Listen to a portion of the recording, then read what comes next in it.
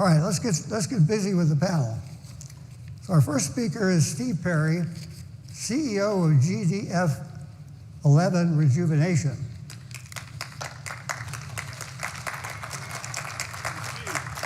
Hey, Steve. So growth differentiating factor 11, or GDF11, is a protein that is associated with cellular growth. Over the last 8 years, Steve and his company have worked with hundreds of people and canines. He has developed a dosing methodology, trying different doses, for GDF11 that significantly improves 4 blood markers: blood pressure, heart rate variability, and brain reaction time, all important for all of us. Steve believes that anybody who's going to develop anything that all of us would be considered taking, they really should improve significantly one of those biomarkers. So please give Steve a hand. Welcome, Steve Perry.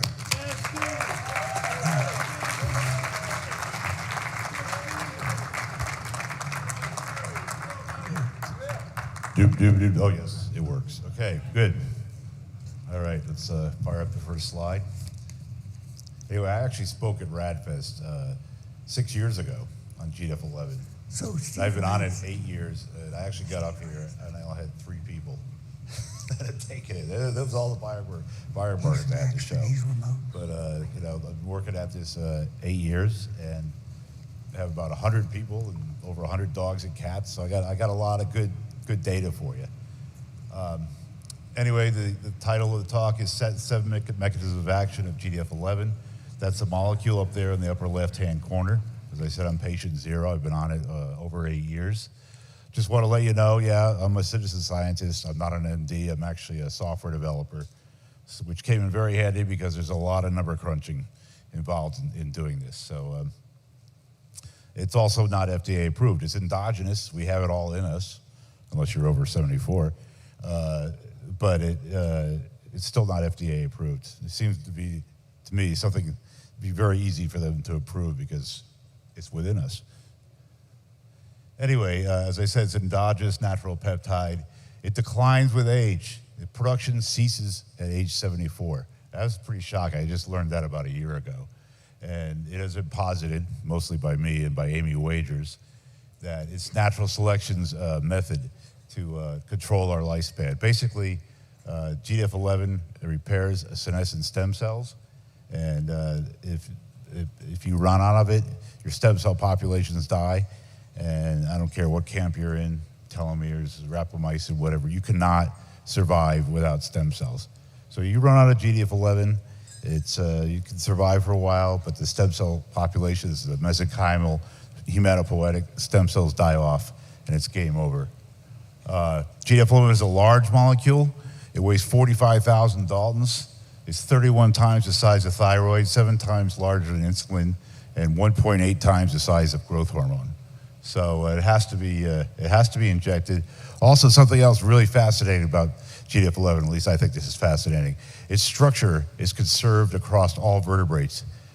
Cat, GDF11, human GDF11, orangutan GDF11, dog GDF11, all exactly the same.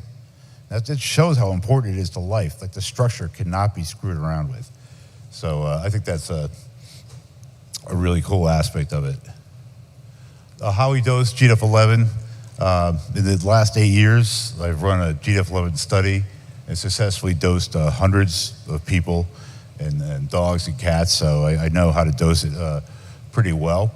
The GDF11 dose is carefully titrated, adjusted to key biomarkers such as heart rate variability, pulse, and breaths per minute. Like insulin or thyroid, I do think GDF11 will eventually be classified as a hormone. And like insulin or thyroid, there's only a very narrow window in which it works. Okay, you take too little, it doesn't do anything. You take too much, you get side effects.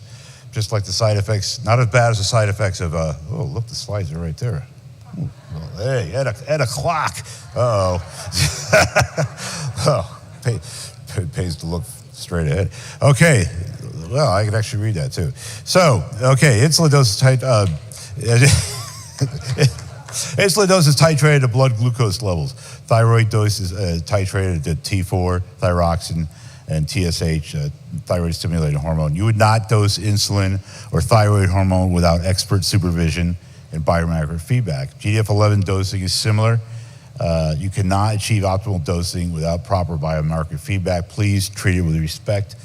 If I said, oh, you're going to dinner, here's a vial of insulin, you know, take a little before dinner, maybe a little after dinner, you say, well, that's nuts. Well, GDF11 is just as powerful. So it needs to be treated with respect, and you can run into trouble with it. There are side effects like arrhythmia. Okay, the 7 observable mechanisms of action of GDF11. The high-level one is stem cell DNA repair. But over the last 8 years, we've seen, and there's papers backing all this up, by the way, we've seen it does an extensive cardiac repair, endothelial repair, increased blood flow to the brain. You're going to like that one. That's all about memory and reaction time, immune enhancement. It'll up your NKs and naive Ts. Hox gene activation, it shrinks BPH, cardiac hypertrophy. Senolytic, it has to be a senolytic because it's all about cell proliferation. Tumor surveillance eradication. That's the one I've really done a lot of work on in the last 3 years. It's a very powerful anti-cancer mechanism. I've cured a lot of cats and dogs of cancer, and I'm sure humans are just around the corner. Okay, just a little bit of editorializing. Let's all be biomarker activists. I think one of the problems with this industry is that people don't report biomarker evidence of the effectiveness of senolytics, rapamycin, whatever. There's a lot of biomarkers, and some of them are very, very expensive. But taking the big 4, blood pressure, pulse, HRV, and reaction time, it doesn't cost you anything really. Well, you put an infant under your bed, it does HRV and pulse, and it's very inexpensive. If you can't significantly impact the big 4, then it's time for a new regimen. And I'll tell you something else. If you can keep these the same for 10 years, which I have done, you're greatly slowing aging. Okay, let's go through the 7 mechanisms of action. Number 1 is cardiac repair for the cohort, which is over 100 people. Average heart rate variability up 21%, almost 22%, due to cardiac remodeling. I don't know if a lot of you know HRV, but it's a great biomarker. It's easy to take. I mean, everything takes it now, the Oura Ring, the Apple Watch. So it's a great measure of cardiac fitness and overall health. Average blood pressure down 5.7% as you age, BP goes up. Average pulse down 6.3%. Average augmentation pressure, this is a little bit more difficult to measure. I actually have one of these machines. I have a whole biomarker lab at home. That's how seriously I take this stuff. But I have one of these machines, and this measures arterial elasticity. And that measures the hardening of the arteries, and it's down 60.7%. Okay, this is all GDF11ers get an MFIT that goes under their bed. It's a very sophisticated research device, measures pulse and sleep and HRV and a bunch of other things. And you can see with this guy here, before GDF11, you can see the pulse range is very high, and which is not good. You want a narrow pulse range when you're sleeping. And then he starts on the GDF11, and the pulse range shrinks. That white line is resting pulse. That's another great biomarker. You can see it was very high. It starts on the GDF11, it comes down to 40. So he's looking really good. But the reason I'm showing this is this guy, he actually, he moved, and he didn't take his GDF11 for a month. So all of a sudden you can see the resting heart rate come up. You can see over there the range gets much larger. Fortunately, after about a month, he restarts on the GDF11 and everything returns to normal. So you can see how powerful it is. Things happen very quickly. You have to stay on it the rest of your life. But big deal. Once you're in the maintenance dose, you can do that a couple times a month. Endothelial repair. If you got plaque, we're the guys to come to. We reverse many cases of plaque. This is a CIMT scan. You can see on the left the guy's got plenty of plaque, and then on the right, it's all cleared. And you could do a little bit of plaque clearing with diet, but nothing on this level. Okay, this is one of my favorites. Increased blood flow to the brain. Average GDF11 reaction time goes down 12.5%. There is nothing here at RAADFest or on this planet that can lower reaction time. And I'll stand by that statement. Anybody wants to take me to task on that, that's cool, because I know what I'm talking about here. Reaction time is a very sad biomarker of aging. It just gets worse and worse and worse as you age. That's a very depressing graph of reaction time. After 50, it gets really bad. So you got to do something about that. So anyway, reaction time is more than just playing good video games or avoiding car accidents. It's a very good indicator of overall cognitive health. So it's I've never seen somebody with dementia or Alzheimer's that has a bad reaction time. I mean, they all have that has good reaction time. So GDF11 is the only known peptide regimen that can lower reaction time. It's a biomarker that I'm very, very into, and it's easy to take. You just take it every day on the computer, humanbenchmark.com.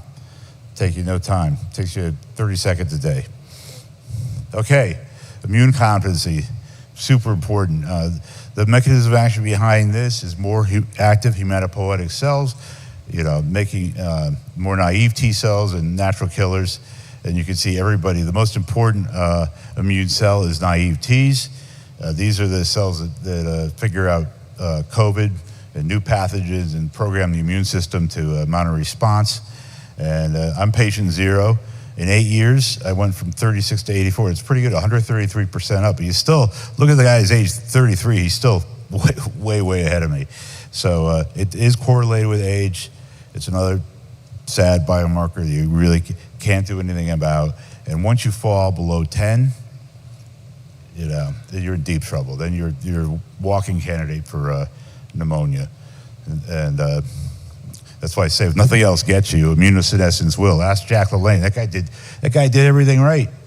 He died of pneumonia at age 95. Didn't address his naive Ts. Hox gene reactivation. Okay, these are genes that control the size and shape of our organs. We're very good at reversing benign prostatic hypertrophy, BPH.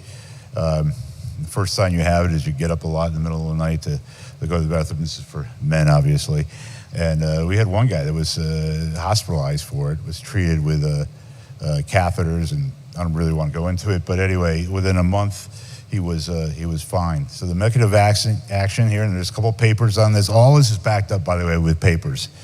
So I'm not making any of this up. I'm just reporting the human biomarkers for you.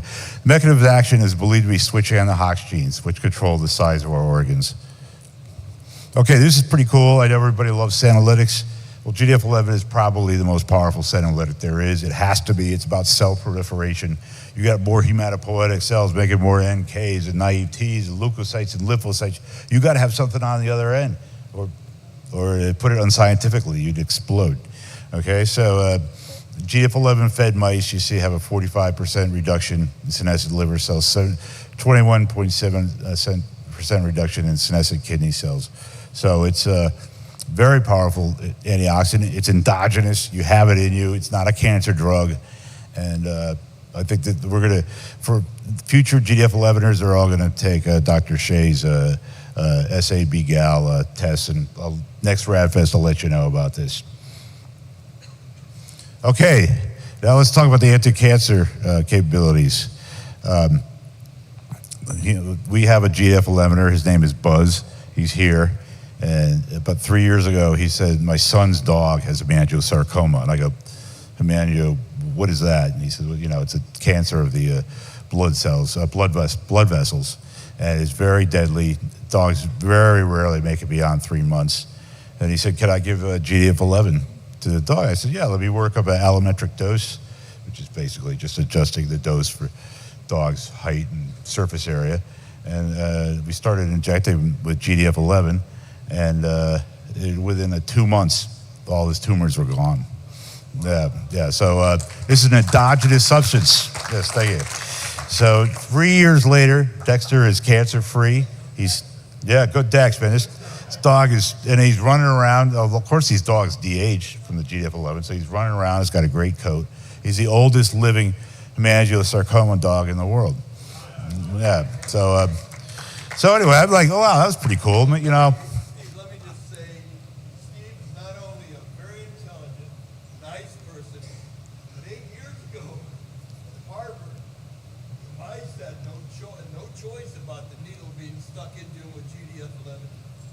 Steve stepped up to get it. Being the first guy to get it. And we're going to benefit. Yeah. Thank you, Buzz.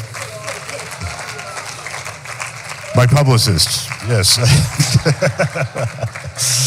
Yeah, so it was Buzz's idea. This was not my idea. And I bet you 10 years from now, we're curing 100,000 people a year with GDF11, thanks to Buzz thinking way outside the box. So also, I love cats, so we got to spend some time on cats. I have two myself. They're both on GDF11. They're doing great. They're going to make it to 30. This cat had lymphoma. This is the first lymphoma cat we tried. It just goes to show you that GDF11 works basically at all cancers. And yeah, he's doing great. He was cured within a couple of months. No more, they usually have the mandibular lymph nodes and the polypidal lymph nodes, and boom, we shrunk those, and the cat's finally is going to go on to be the oldest cat in the world. Okay, what is the mechanism of action here? Now, everybody says they can cure cancer. Thank God, I got a great paper you can read. It's on Wikipedia. It's called GDF11 Implications in Cancer Biology and Metabolism. And it's in the Journal of Nature. So this is pretty credible stuff. They figured it out on mice. I figured it out on humans and dogs. Anyway, the best line of the paper is a blunt fact regarding GDF11 biology is that its target cells have stemness features. Okay, once again, the stem cell aspect comes in that can be found in cancer cells. So the way GDF11 works, it actually binds to the cells with stemness features, and it suffocates them. It literally suffocates, destroys their mitochondrial function. Boom, the cancer cell's dead. And we know this paper is true because the dose we have figured out is correlated with tumor load. A dog or a cat that has a lot of tumors will need 1,000 times what we take, just because the tumor load is so high. So this paper is true on mice, and I think we've pretty much proven it to be true in dogs and cats, and I think humans are just around the corner. Okay, here's our scoreboard. We've cured 12 dogs of hemangiosarcoma, 2 of lymphoma, 1 of lung cancer, 1 of a cancer I can't pronounce, histiocytic sarcoma, insulinoma. Dogs with insulinoma, that's pretty interesting. It's in the islets of Langerhorn. They secrete massive amounts of insulin, but that dog's fine too. Anyway, it most likely work against all cancers, because all cancers, as far as GDF11 are concerned, exhibit stemness. And when you think about long-lived species, natural selection has to have a mechanism for controlling stemness. Bowhead whales live 250 years, and you've never seen a bowhead whale in a cancer clinic, right? So, all right, bad joke. Okay, so here we go. This is what everyone's been waiting for. These are my biomarkers. You say, okay, this guy's been on GDF11 8 years. What happened to him?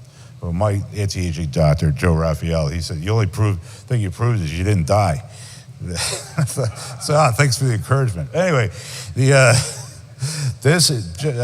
Raphael is a biomarker genius. He has the biomarkers of aging. It's a 100-page report of every system, cardiac, neural, immune. You should come to New York and have it done. It costs a bit of money, about $2,000, but it's incredible, and he's been working on it 15 years. So I try to get all GDF11ers to take it, and you can see I got a lot of green going on. That's good. Those are all systems where I'm much younger. The stuff I'm really proud of. I actually got pretty emotional when I got this. This sort of RAADFest sort of made me get this done. I take care of everyone else's biomarkers, so I'm pretty bad on my own. But anyway, I showed a cardio age of 35. I'm 64 and a half, by the way. This is a place where I like to say I'm actually older than I am, but I really am 64 and a half. And so thank you. A neural age of 42 and pulmonary age of 41. And on the bottom, I can't really, this is where these little monitors don't work so well. Okay, on the bottom, now how do you get to this? What biomarkers feed into these? This is called comparing systems of the biomarkers of aging report. What biomarkers drive this? Okay, the way to get I know most of the algorithms, how it works. The way to get your cardio age down is to have low augmentation pressure. So in 2014, this is 8 years ago, okay? This this is not yesterday. This is a long time ago. Obama was president. Okay, this is a long time ago. 8 years ago, I was 5. It went down to 4. You say, oh, big deal. Well, that's a 20% reduction. Just keep in mind that anyone else, if I had a twin brother, which I wish I did, that would be great for my research. I wouldn't give him any GDF11. Just say, you know, you go, just go eat cheeseburgers and let's see what happens here. So anyway, I went down 20%, and that's enough. That's a huge. I mean, if they do factor in blood pressure and pulse. My resting pulse is 55. Blood pressure's, you know, normal 120/80, but my elasticity is really low. So I get a cardio age of 35. That's pretty good. Now here, this is the one I'm really proud of. Reaction time. Now, these are raw scores. The CNS vital signs test. They actually, you know, they grade the curve, and when you're older, they cut you slack and all that. These are raw scores, not adjusted for age. And I went from 914 to 847. That's down 8% in 8 years. You know what it would be for my twin brother? That'd be up at least 1% a year. Probably, you know, 1.5% a year. So I got a delta here of about 20%. That's believe me, take my word for it. This is an incredible cognitive biomarker. You want to keep it low at all costs. Absolute naives, up 133%. That gave me immuno age. That's not great, 57, but I'll take it. As I said, most of these things head north no matter what you do. C-reactive protein. This is Bill Falloon's favorite biomarker. And you can see 2014, just pre-GDF11, I was pretty bad, man. Must be all the onion rings and God knows what else. But now I'm 0.6, and that figures into, oh, am I done? Oh, sorry. Oh, I just want to show this one. This is Alfred. He's 94 years old from Kent, England, and just want to show that he's my hero. He's 30 years older than me. And he's done incredibly well on GDF. That's huge. Verbal memory, visual memory up 65%. Neurocognition up 16%. That's the whole kahuna merged together. Mostly reaction time, visual acuity improved, and this is his sleep for the last 4 months. It's really important here. Yeah, he's sleeping an hour. You get an hour more deep sleep at night. That means more cell proliferation, repair activity. That's what happens during deep sleep. You want to maximize that. So anyway, sorry to go over. Thanks for listening, and